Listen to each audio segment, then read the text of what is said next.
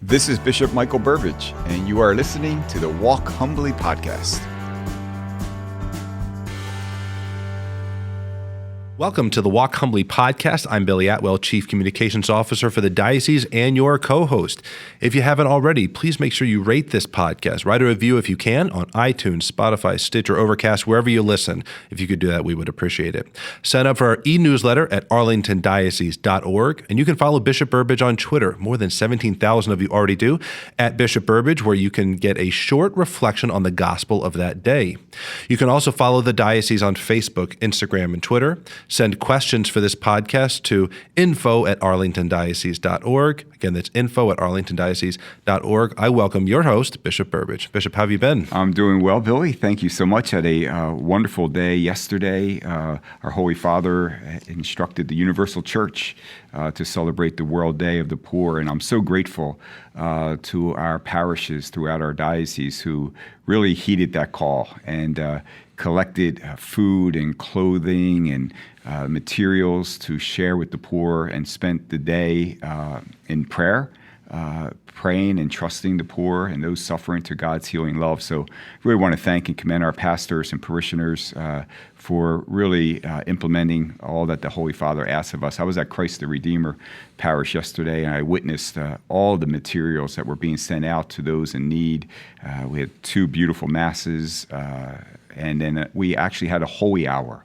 And I really like that combination, that our service to the poor, our mandate to share our gifts with others, but we also are to pray for those suffering, because they are under God's care, and we trust them to them. So many, many thanks to all in our diocese. And then I just returned from the bishop's meeting at the end of last week. I returned, and it's always great to get back home.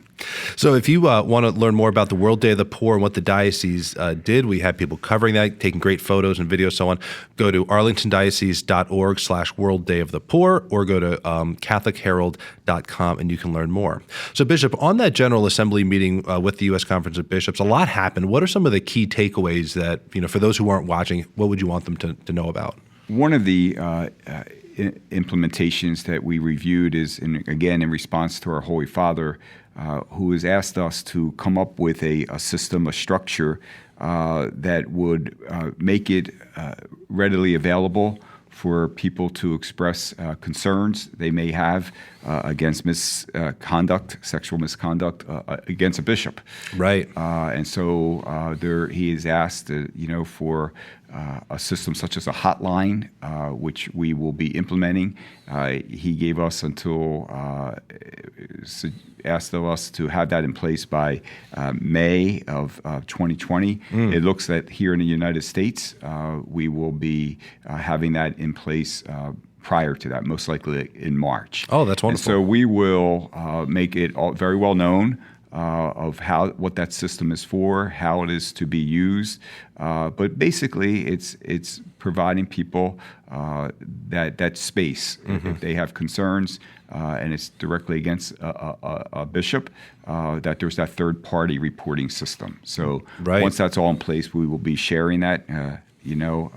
Just a greater, what we're continuing to do is just that greater accountability, that greater transparency, to do everything possible to hold all of us to integrity of life. Very good. There was also a lot of conversation about faithful citizenship. Excuse me. It's there was some updates, a new letter and resources. Talk a little bit about what people can expect regarding to the kind of the political life and how moral issues are raised within that. Right. The Faithful Citizenship is a document the United States bishops issued, and we're going to reissue in light of the election year next year. And basically, that reminder that all of us have a sacred duty and obligation to be citizens and to participate in that process that allows us to elect our elected officials and the freedom that is ours, but also to do so faithfully. We cannot separate our faith from our vote. We have to bring our faith into the public arena. So it's important for us to know what are the moral issues that will be impacted, and what are the positions of those who are running for office. And so to do so there's homework involved, and right. But there's also prayer involved and discernment. So we're going to reissue that document, but it's going to come out with a cover letter that updates where we are in the year 2019 moving into 2020. And I hope that's a help to our listeners. Yeah, the title is Forming Consciences for Faithful Citizenship. That forming consciences is the harder part, right? It's where we have to learn and be educated on what does the church teach and what do we believe before we put our partisan hats on. We have to know what the foundation of the church's teaching is on these critical issues. Exactly. Yes. So there was one issue that came up that really deserves attention. I'd be curious your thoughts on it. Is the idea of preeminent priority of abortion as a political issue. Can you help us understand what that means? Yeah, that was a debate on the floor, on the body of bishops, that was really debating a letter that is accompanying the reissuing of this document. So it's a letter from all the bishops to the faithful. So whenever a letter comes from all the bishops, the whole body of bishops can if your weigh name's in. going to be on it, you get to weigh in. They can suggest a semicolon instead of a comma or whatever they want to do. I was on the subcommittee that worked on this letter, and we had to consider all the various amendments to like a 2.5-page letter, which took us a whole evening to do. Oh, wow. That's a good sign that the bishops are very involved, invested in it. And there was a little debate from the floor. It was in public session, that there is one part of the letter which says that our fight, our stance against abortion is a preeminent priority. And so there was some debate on that language. But ultimately, the body of bishops voted overwhelmingly. Of course, that letter stands as it is. The stance against abortion is the preeminent priority. How could it not be? We have to get it right from the beginning, our stance on life. And so, especially at the scale of the issue in this country, more than 600,000 abortions a year, nearly 57 million abortions between 1973 and 2015. So it is our preeminent priority. We have to fight against this evil. But I think Archbishop Chaput offered a beautiful clarification on the floor. Yeah. And he said, I think it's been very clearly articulated throughout the years from the Bishops' Conference that pro-life is the preeminent issue, as is our stance against abortion. And to say that doesn't in any way diminish the other issues that come under that umbrella of the gospel of life. Right. To say that this is a preeminent priority doesn't diminish the dignity of all the other issues that deal with life. So I think he struck the real perspective that was needed to clear up a little debate. A little debate's good once in a while. It is good, and I think it's good for people to see that because these are live streamed. Anyone that's listening, you could have seen this live if you want to, and it's good to see the bishops debating because I think people want to know that these issues are taken seriously and there's not just kind of a monolithic stance and just everyone falls in line. Right, and again, the debate was not about the evil of abortion. It was about how we were wording our position. Exactly. So there was also the approval of a new program for priestly formation.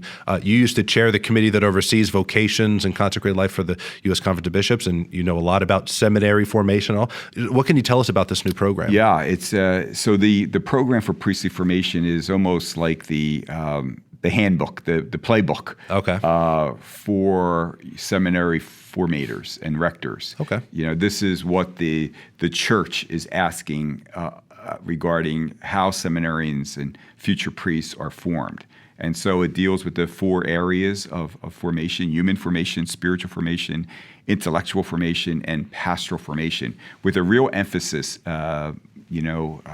in recent years, but even more especially with this new edition, on that area of human formation, that affective, that emotional maturity that allows a man who is studying for the priesthood never to be an obstacle of God's people to the Lord and to his church, but actually that bridge. And so the areas that have to be addressed are clearly outlined, and how it applies to all that we have learned in recent years about what is needed for priests. So it demanded a couple of years of work in drafting the document. And again, every bishop every bishop gets to weigh in on it.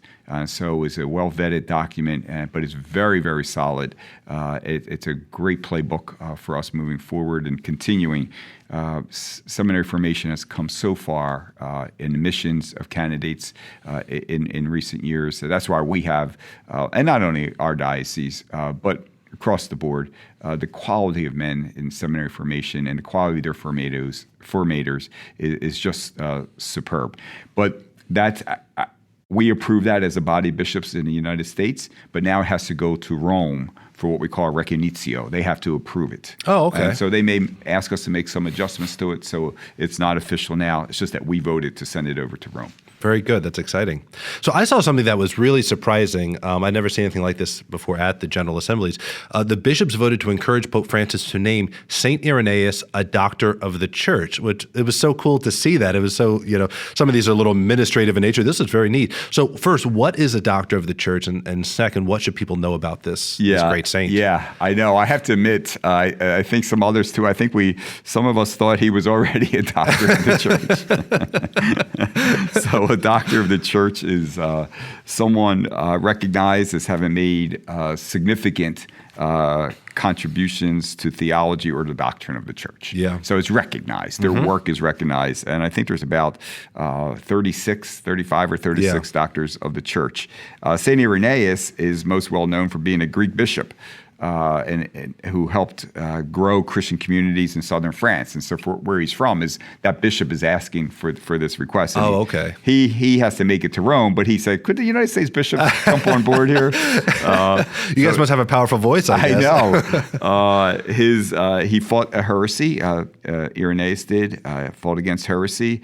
And in the process really helped develop Catholic doctrine and orthodoxy.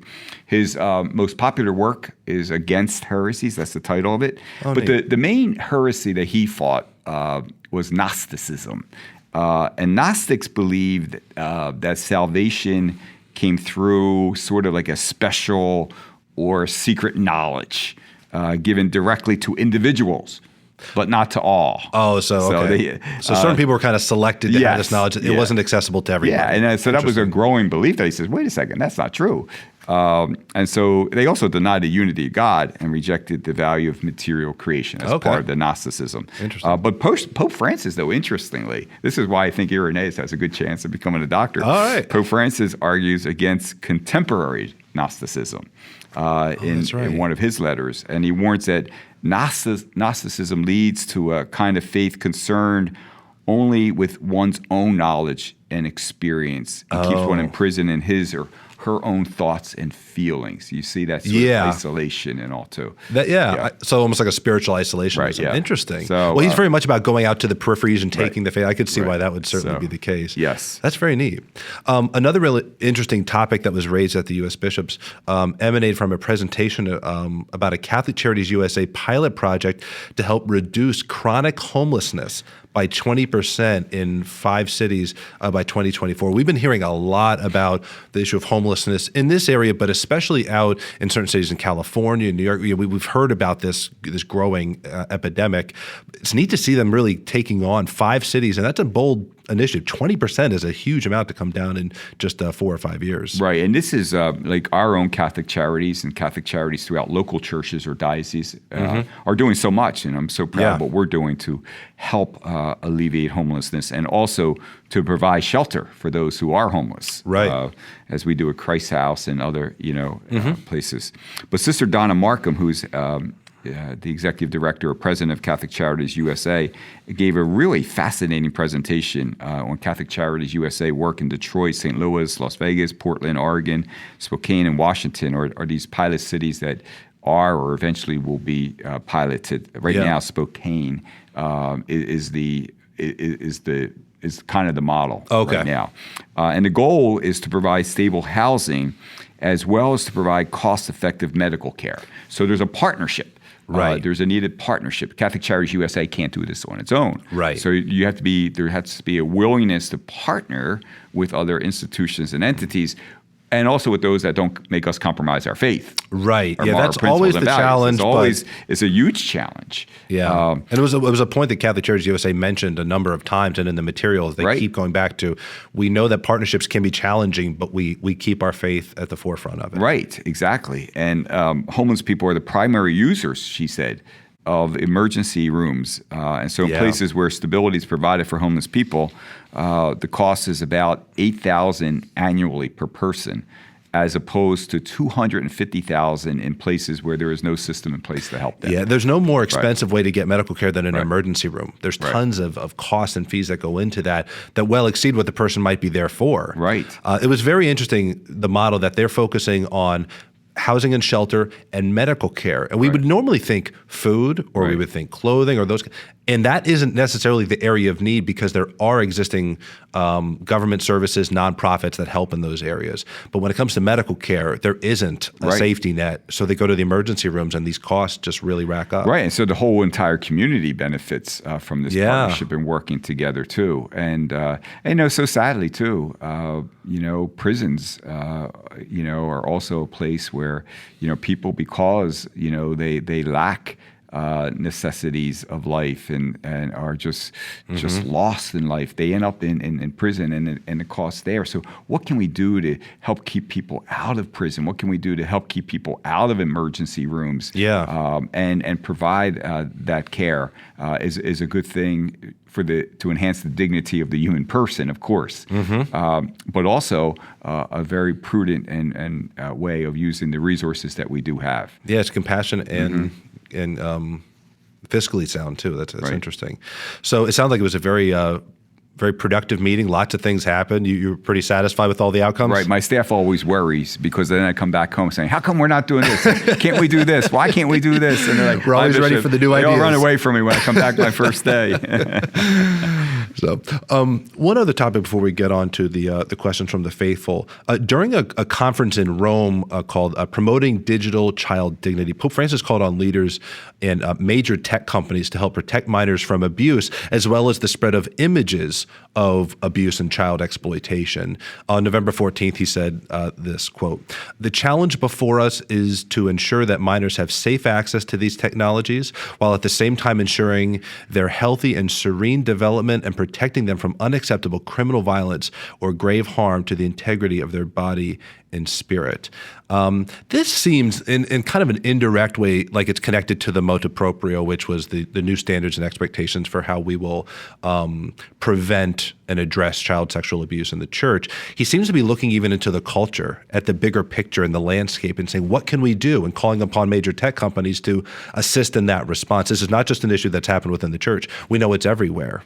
Well, yeah, exactly. I think that's very true, and it's ongoing. Even with when bishops, when we explain what we have been doing since 2002, and the priorities and the background checks and all those things that we have put into place, procedures. We understand that it's only a beginning. It's ongoing.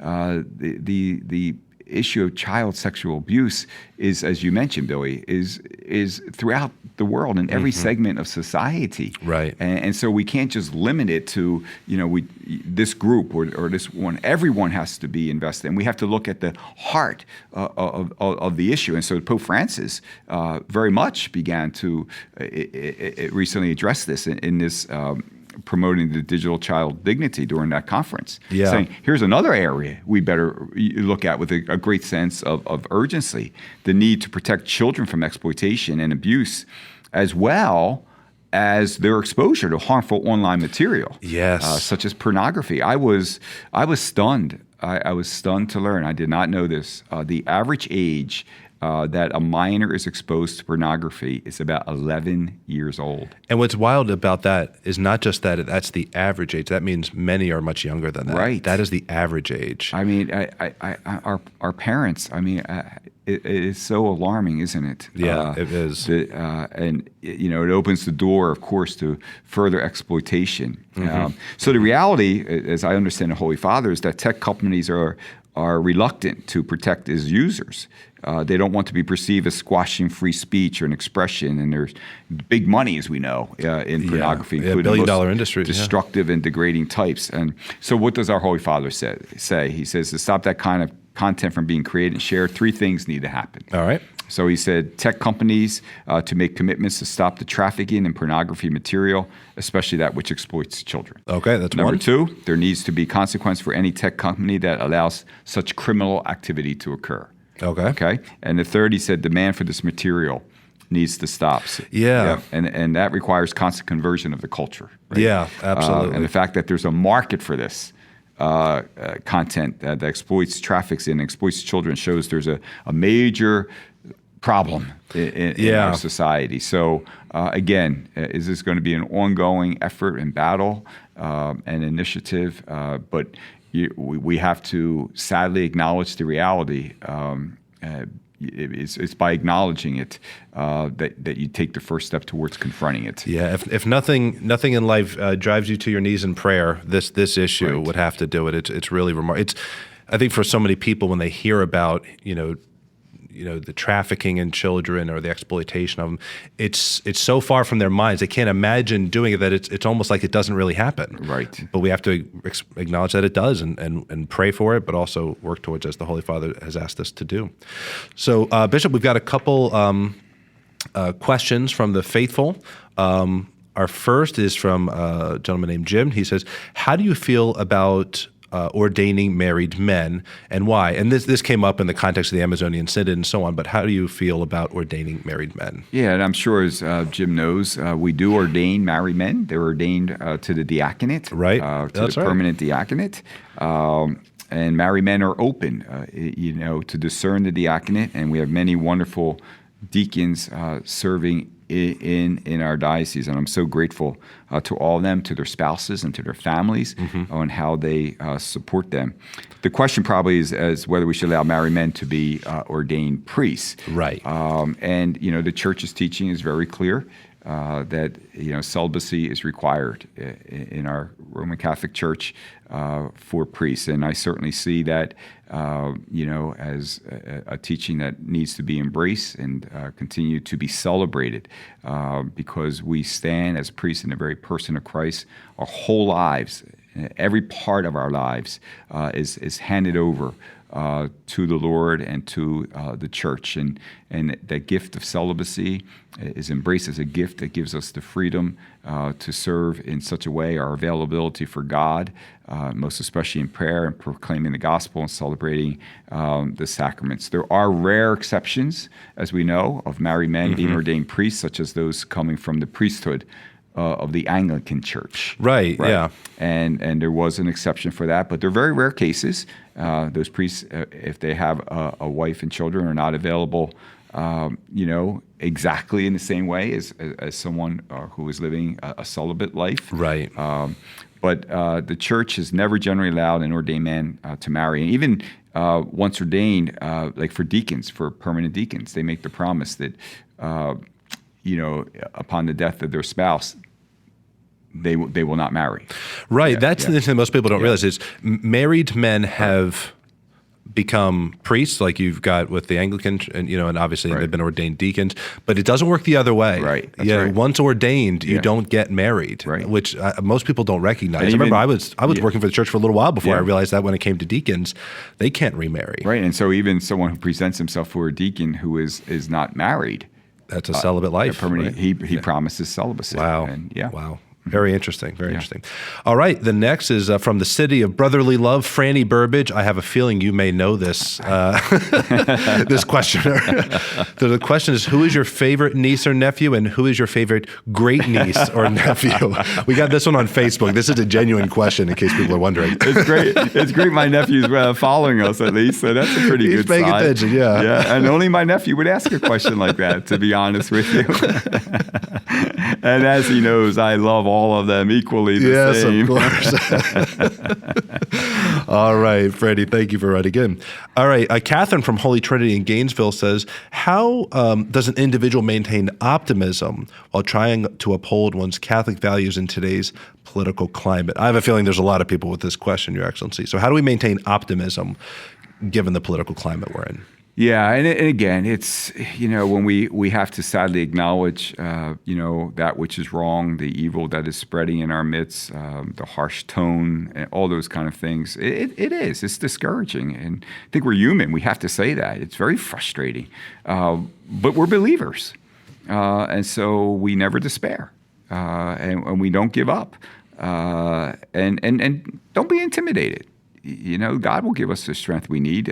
Sometimes that requires. The Lord told us, his disciples, tells us from the beginning, you want to live your faith, you want to practice your faith, you want to proclaim it, sometimes you're going to be treated harshly for that. You stand up for traditional marriage as Jesus taught it, the sanctity of marriage, of sexuality. You're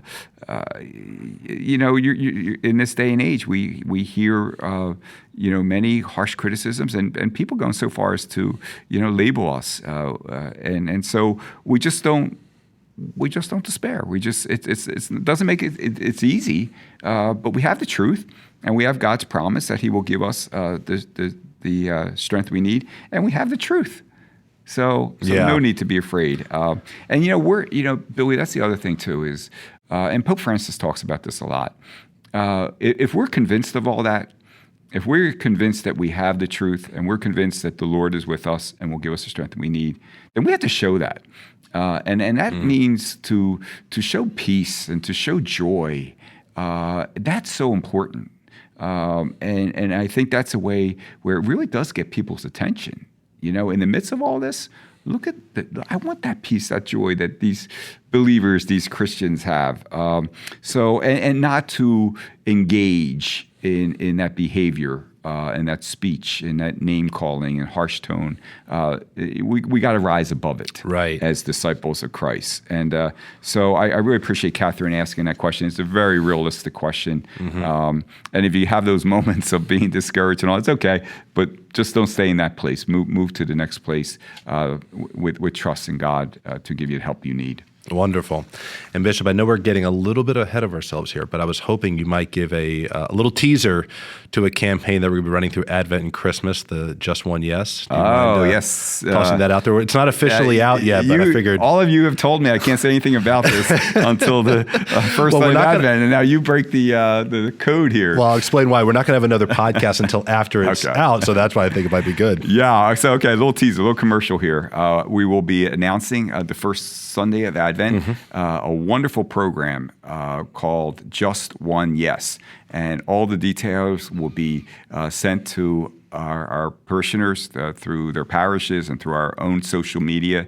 But it kind of goes, actually, when you think about it, goes kind of back to Catherine's question, that, in the midst of us seeing such unrest and such division and even, evil, is there anything I can do? Yeah, we get that question. And this program is, there is. Yes. Just one yes. Yes. And we'll explain what we mean by that. Yeah, so stay tuned on that, everybody. If you are listening and you want to find out about that on the first Sunday of Advent, go to arlingtondiocese.org, go to the footer, and sign up for the e-newsletter, because we're going to be emailing out on that weekend of the first Sunday of Advent, a special message from Bishop Burbidge, a video message, and you'll want to stay tuned for that. Again, arlingtondiocese.org, and sign up for that e-newsletter. Bishop, any final thoughts, and then if you would send us off with your blessing? Well, sure. I think this is the last podcast before Thanksgiving too, right? Yeah, before Thanksgiving, yeah. So this gives me an opportunity to wish all of our listeners and their families a very happy Thanksgiving. And please know how grateful I am to you as the faithful of this diocese for the witness and example, generosity and sacrifices that you show in so many ways, for your goodness to me, for your goodness to our priests. I'm very, very thankful to you, and I'm very thankful to God that He allows me to serve in this wonderful diocese. And Thanksgiving is that beautiful opportunity to remember that everything we have received. We have received from a generous God who is so, so good to all of us. And every day is a day to say thanks, but Thanksgiving gives us the reminder that perhaps we need. And I'm so pleased, too, that so many of our families begin Thanksgiving Day, which is a fun day, being with family and friends maybe, and watching games or whatever. But I just, throughout our diocese, so many are beginning the day with Mass at their parish. The Thanksgiving Day Mass is becoming really it's not a day of obligation, right? But many are on their own, and I can't think of a more of a better way to begin the day, because Eucharist is the perfect act of thanksgiving. So if you're able to begin that way, dear families, it will bring you such joy. If you're not, certainly begin in prayer. Begin that beautiful day in prayer and enjoy your Thanksgiving. And I wish you many blessings on that day and always. And as we ask God to help us to continue to walk humbly with our God. Thank you for listening to the Walk Humbly podcast. Make sure you check out more episodes on iTunes, Google Play, Stitcher, and Spotify. You can follow me on Twitter at Bishop Burbidge, where I offer gospel reflections each morning and share photos and updates of what is going on in the Diocese of Arlington. Stay up to date with news, event information, and inspirational content by subscribing to our e-newsletter at arlingtondiocese.org.